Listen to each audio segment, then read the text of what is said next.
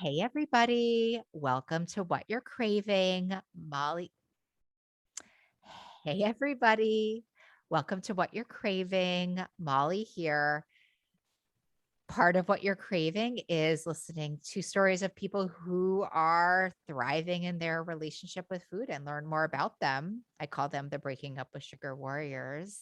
And today we have Lisa to chat with us. And I'm so excited. I have to say, my community actually got in touch with me to say, you got to talk to Lisa. She's incredible. Get on it. Get on it. So, welcome to the show, Lisa. I'm so excited you're here.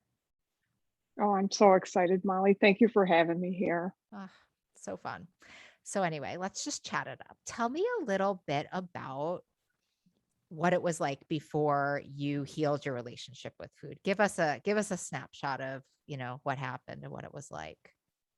I was a huge yo-yo dieter, huge binge eater. Um, I knew I had food everywhere to eat and numb myself. I had a lot of drama and trauma with dieting up and down. When did it Um, start? Like, when did you go on your first diet? Probably in my late teens. Um, just every diet out there I tried, Well, and what I was prompted the it? Like when you went on your, what was the messaging you got? Or were you like, really, like, what was the deal? um I was always made fun of. I was always heavy. I was always fat. I grew up with four brothers and a sister, and I used to get teased a lot by them and in school. And I'm a moose, and the sounds, and it was sad. It was, so I was a loner. I was very lonely, Mm, and I numbed myself with food. mm. Yeah. So like from what, like from a very early age, or did it start in your teens? No, a very early age. I remember as far back as when I was like 7 years old. I used to the cereal, the marshmallow cereals like Count Oh, Chocula yeah. or Lucky Lucky Charms. Charms. I'm with you. Yeah. Yeah. Yeah. Yeah. Yeah, Yeah. Yeah. yeah. I used to Do you just take I the used to eat marshmallows out of it? Cause that all was of it. me. Yeah, I used to dump out the cereal and eat all the marshmallows out of it. And yeah, it was a lonely life. It really was. Yeah. You and your cereal. I get it. Yeah, yeah. So I want to say as far back as when I was about 7 years old. So you went on your first diet in your teens, and then what happened? I I come from a very competitive family, and we were always in sports. I was always in sports. So whether it was a diet or a competition, I was Mhm. in it. Oh, And that's I so would lose the weight. interesting. Yeah. Yeah, So I you would saw, lose so the you weight. saw the dieting just as like another sports competition almost. Absolutely, absolutely. And I knew I was going to win. And then I would just binge my brains out after the competition, and I would gain a weight back and then some. It it was a cycle. It was a cycle all the way up through today. Before I broke up, not today, but when I started BUWS. Breaking up with sugar. Yeah. Yeah, breaking up with sugar. So we've all, I resonate with that story so deeply. Do you remember like how it felt? Like, do you remember the emotional like implication? Like, what were the implications for you physically, emotionally, spiritually? Do you remember those Yeah, times? I do. It was darkness. It was totally darkness. It was these demons I had in my head, the no self-worth, the depression, the suicidal thoughts. My whole life, I lived in darkness, and I Mm, thought I was the only one. Um, I thought I was the only one that felt this way. I mm. was very much alone. Um, I hated it. I hated myself. Yeah. Yeah.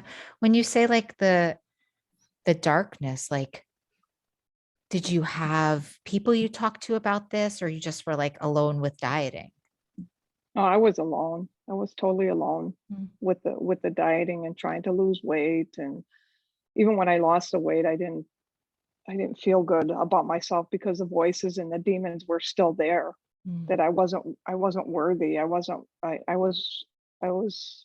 Oh, so it's like here you are and you're feeling so dark and hating yourself and really having like a questionable relationship with life. And you're like, okay, if I just lose the weight, then that's going to fix it. And right. then you lose the weight and it's not better. It's not better. And the whole exercising went with that. Tell me more. Because of the competitions that I was. It was the fitness and the keep working out, and then you can eat this, and once I get there, once I get to the weight I want to be, then I can just work out really hard because I'm athletic. And Mm. it it it didn't happen that way. How did it happen? Like, what ended up happening? I would just eat more food. Can you hold on one second, please?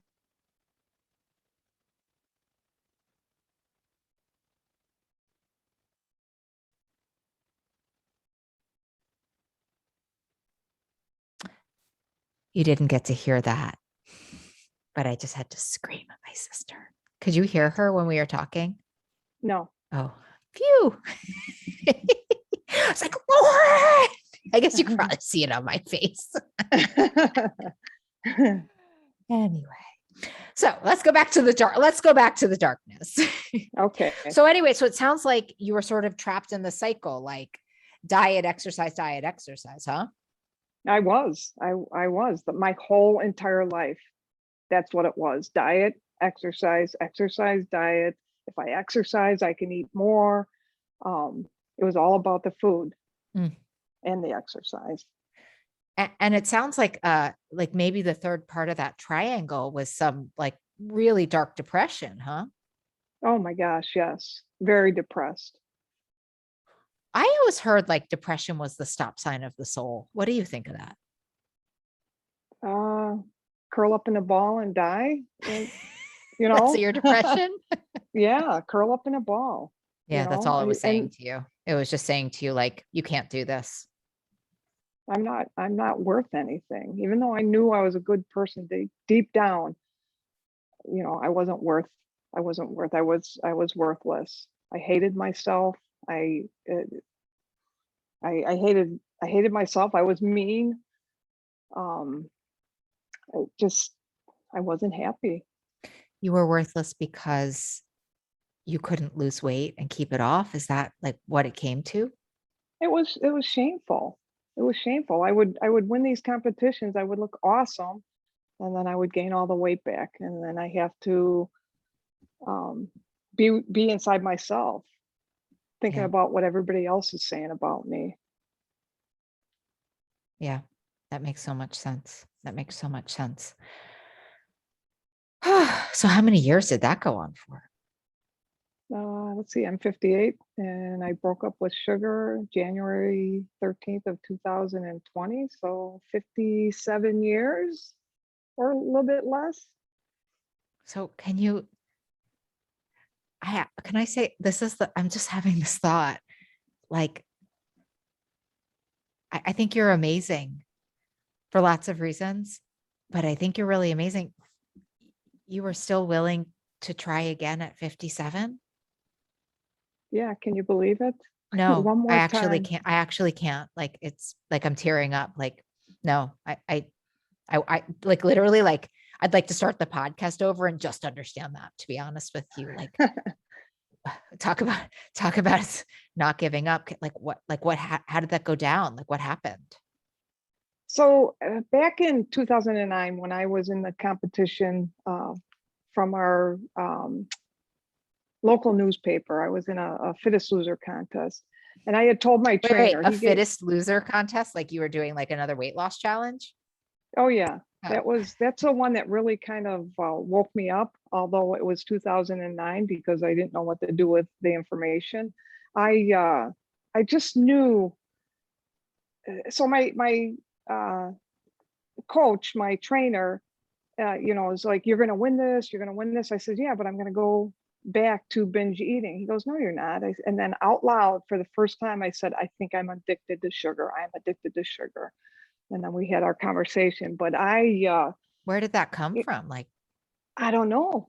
just I came don't out of know. your mouth. It did, because I knew I was just going to binge my brains out again. And, it lasted for about a year where I stayed about the same weight, but the demons and the voices were still there. And then the um, book came out. I was at home. Actually, my wife was at home, Well, and the book is just for those who are just getting to know me. So the book is the book I wrote called Breaking Up with Sugar, right? yes, Okay. yes. Well, So just you in were case on no one good. knows. December 30th, 2019. My wife was. She always had Good Morning America on, and she heard your voice in the book title, and so she ran to the TV and watched it, and she's like, oh, to herself. And as soon as I got home from work, she's like, I want you to watch this. I think this is going to change your life. And so I watched it, and it was a game changer, Molly. It was an absolute game changer. You saved my life No, no, no. from, You saved your life. wow. The book came out of me and you read it. Let me tell you, no, that is so untrue. I need to go back. I need to go back. I need to understand this because you know me, like I'm not even sure what's worse in all of this mess we've gotten ourselves into, right? Is it the being addicted to sugar and an unhealthy relationship with food? Or is it this demoralization that comes from the diet cycle? What in the world made you take another leap of faith? Like you had no reason to. You had 57 years of evidence that it doesn't work. Like help us because there's somebody listening who's like, what? You know? What's the addiction? It's the addiction for me. So once I said to myself, you're addicted to sugar, read the book. The self determination for me was, I am going to do this, and I am going to do this and read the book and learn from it. And when I read the book, I read it the first time on my Kindle. I bought the book. I went back to the book, and I did all the work, all the work that the giving, the guiding values, the lessons I learned, Well, slow it down the for those. So talk us through that. Talk us through really what, like, and a little more question, because I'm the kind of person like, I've read like a quarter of a lot of books and I'm like, oh, this doesn't work for me. Like what inside of you made you push through and do this? It sounds like it was like listening to like that it wasn't a diet to you or something. it wasn't. So the first part of the book where you said your story, that was my story. That's how I felt. Um, Which parts? Like so which parts for those who are listening who haven't read the book? your story, the story that you told about your life and the diet, drama, trauma, and everything you went through, and your weight and your weight loss, and the bariatric surgery, and that didn't work. The addiction. That's what I believed in you. You would always say, I pinky promise. I pinky promise. And I believed that you were genuine in your story, and that you are going to help me along the way. Mm. And you did. The why in the beginning. You asked. My why was, I want to stop binging. That was my why. Now my why is, I am truly living the big, beautiful, fun life that you promised. I love that.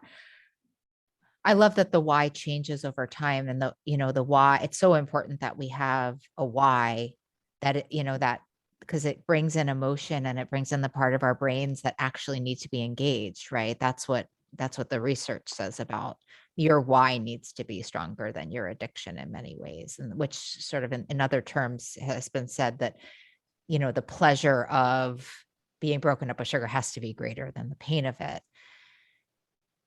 It's interesting. I'm curious when you say that your why was to stop binging, which I think is really great. And I think if you really are addicted to sugar and you break up with it, it makes the binging much less. But I don't hear anything about weight. Well, you, as they would say, I would say weight release, but I don't hear anything about it being like, I need to lose weight. What was it like that for you? Or am I missing a part of the story? It wasn't about the weight. It really wasn't. It was the voices in my head, and the binging. I have a little corner.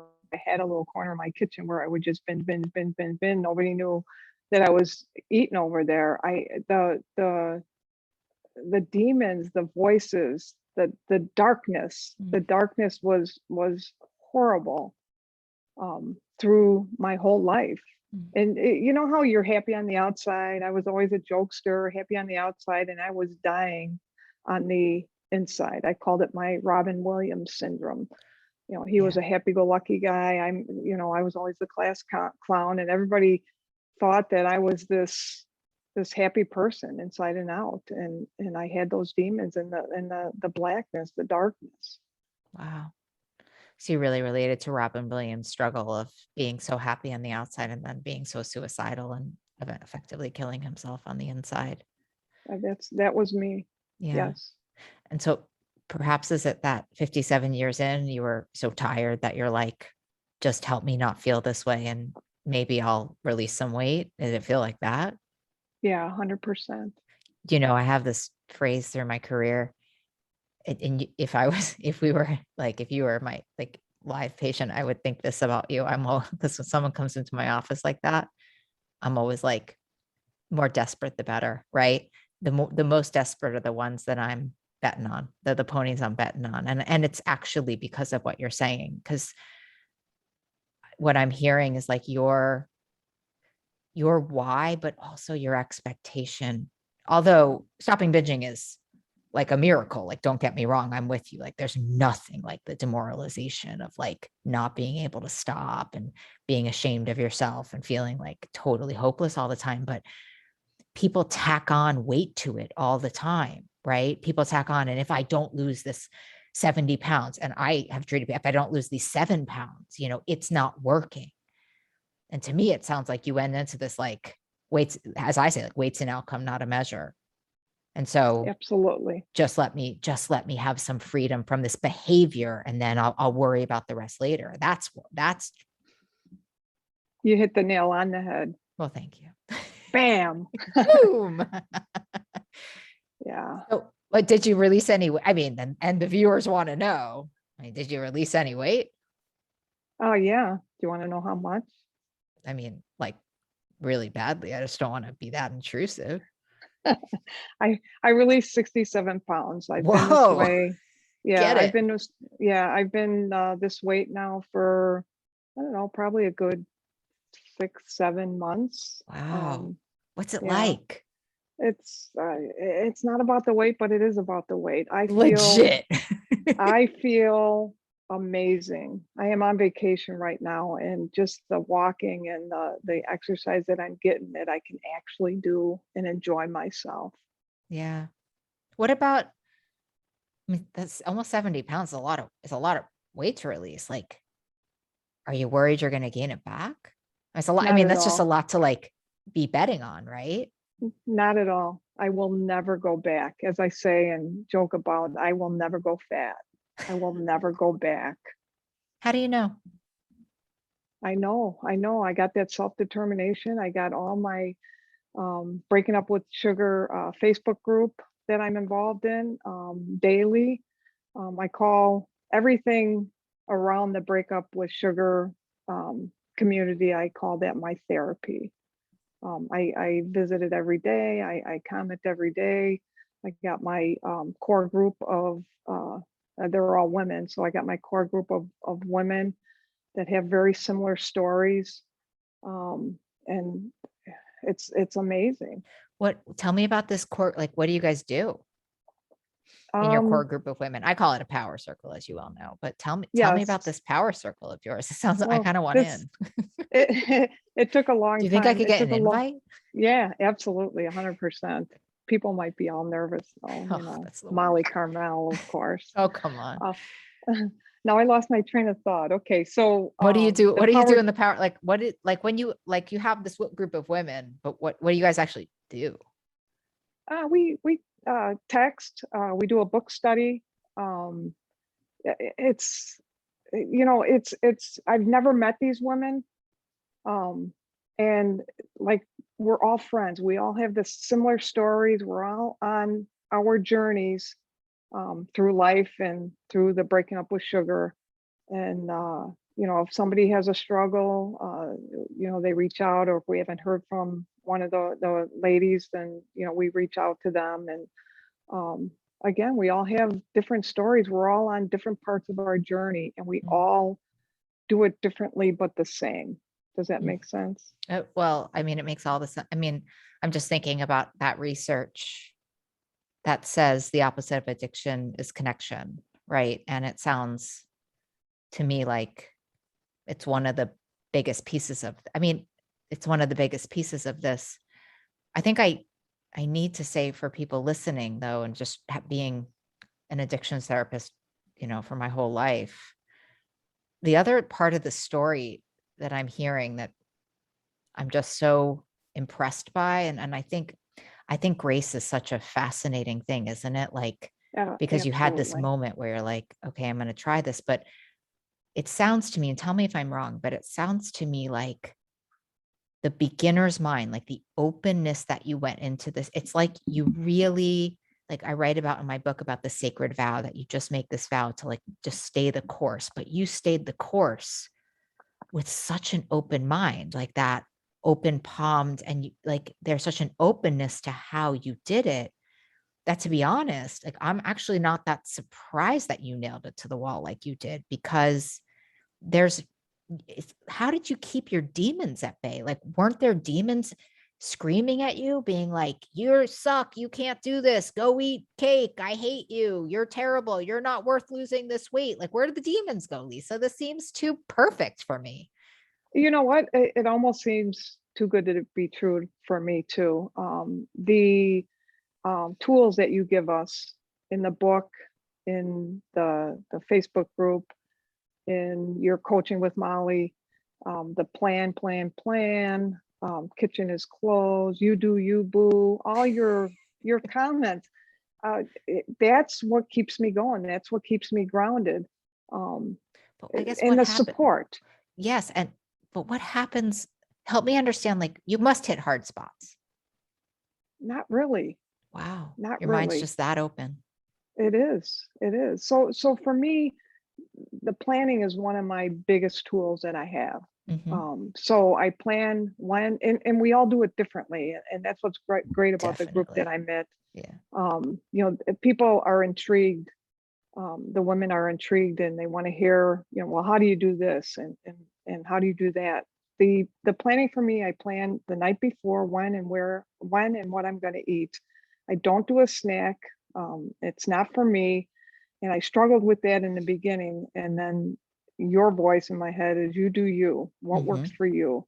Hmm. And for the snack, it's more the hand to Word. mouth. There's, Makes so you much know, sense. Yeah, yeah. and, No, but I and actually love that, because I think you're saying something so important, which is, there came a point where I also had to self determine what was working for me and what wasn't working for me. And there were parts of this that really weren't, that was suggested. And I was like, I'm not doing that. And that really worked for you. yeah, it took a while though. I mean, it took a few months, and I still had those, voices in my head. Well, why did you go back for, a second handful of nuts or whatever it was? And, the just the voices. And so I tweaked it to my lifestyle and my own life. And I was able to get rid of the voices. I don't have demons. I don't have voices. I don't have the darkness. I Mm. am truly, truly living my big, beautiful life. I That- love myself. I love other people. I feel that I am my authentic self. I feel that I am who I'm supposed to be. It took me 58 years, but I take it one day at a time. Yeah, some people never get it ever. I I sometimes think about, there's just some people who need to be on the diet that they really just believe like the diet's going to work for them, and that's their truth. And so conversations like this, they're just like rolling their eyes like, yeah, maybe for Lisa, but not for me. Yeah, maybe, me, I had to be like failed bariatric surgery, like almost getting fired as an eating disorders therapist. Like I had to be pretty dark to get to the same space of surrender as you. Like, I don't know if you relate to this. Like for me, it was sort of like I was out of options, right? Like I had a fight in me that I could start to, I call it hole punching. Like I could punch holes through. I could say, oh, that's not for me. Oh, it's like, it just came to a point where I was like, I'm going to die. I am dying. I hate my life. I hate myself. My life feels the size of a postage stamp. Like I'm just going to go all in on this. Like I'm just going to go all in. Has that That's been your exactly, experience? Tell yeah, me. that's exactly what I did. What I liked about your book, Breaking Up with Sugar, is you said, try it for 66 days. And then the whole thing is, this going to be forever? I can't give up sugar for forever. Forever is a long time, So after trying it for 66 days, how good you feel, the weight is releasing, your the community, the connection, it really worked for me. And Yeah. so when people, the naysayers, it's funny because I bought a few of your books and I handed out to people. I handed out to Thank my you. friend and my friends, and I tell them, try it for the 66 days, because their first gut reaction is, I can't give up sugar. You mean I Yeah. can't have cookies anymore? I can't bake anymore? Well, no, try it for 66 days. Just try it and see what happens. How do you deal? I love that. That's a really great question. Like how do you deal with the forever? Like how do you deal I with the idea that you're not having, like, does that ever come up for you? No, because what's different about me inside and out is I truly live one day at a time. Yeah. I'm truly living my best life one day at a time. So it doesn't feel, I mean, is it that the day at a time piece that works for you? Or is it that you don't want to give up the big, beautiful life part? Both, Yeah. both. I don't. And I even can be around it. I mean, which is just mind blowing to me. I can bake cookies. I can be around dessert when we're at dinner or lunch or whatever. And that's very mind blowing to How do me. you like what, like it's just neutrality? Yeah, Yeah. Me too. I'm like, not my food. Like it's so simple. I'm not like, my it's just not my food. food. Like, Not my food. I say that a lot. Not my yeah. food. And Yeah, my god kids are always shocked with like you don't care that we're eating ice cream. I'm like, not particular. Like I really don't, like it's just not my food. Like it's not for me. Like there's plenty of food for me. It's just not. right. I would say like I've eaten all the ice cream. I've eaten all of the ice cream. You Yeah, know, more than you can even imagine, right? more than you in in the closet, in the supermarket. I've eaten Yeah, all the ice cream. So no regrets about breaking up with sugar.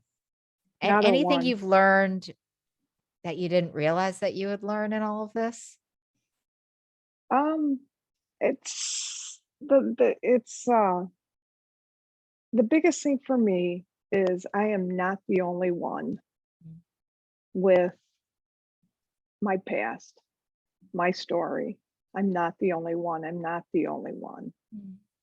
That's the biggest thing that I've learned. What does that mean to you? All the dark days that there's other people out there, and that's one of the reasons that I'm excited for this podcast. I hope my story reaches, if it reaches one person, it's a success. And I'm living proof. I'm living proof that you can be so determined. Determination was huge for me, and I think that because of my background of competition, Right. um, it just it was a game changer. I love my life. I love my community. I love This you, Molly Carmel. I love you too so much. Tanto, tanto, tanto, as we say. What do you love about your life? Like, what are the things you love? Everything, everything. Really? I have two beautiful kids. I'm able to be present to them. Mm. They're adult children. My relationship with my wife is that much better. We've always had a good relationship. One of the things with her is she read the book with me to understand what I'm going through, to have an understanding of the breakup and the addiction, and Yeah. she's You're lucky huge in for my that. That's life. amazing to No, it have support, have a supportive family. I think that's incredible. That's a real plus. If you right. don't have a supportive family, you can still do it. Promise you that. Promise you that. Just FYI if you're listening. Yeah, yeah. What else do you love about your life? I'm more active. Mhm. One of the things in the book you talk about is the tools. So there's a lot of people, and I know I'm not alone in this. The time when I get home from work, which is around 3 o'clock, to dinner time is probably the hardest time to not binge or go to the kitchen, or I'm hungry, or whatever. So what I do every day is I have two, I call them white ponies, but my two puppies, my two dogs, and we go for a walk. We go for Wow. about a 3 mile walk, and so the exercise and things that I'm able to do that I wasn't able to do. Yeah.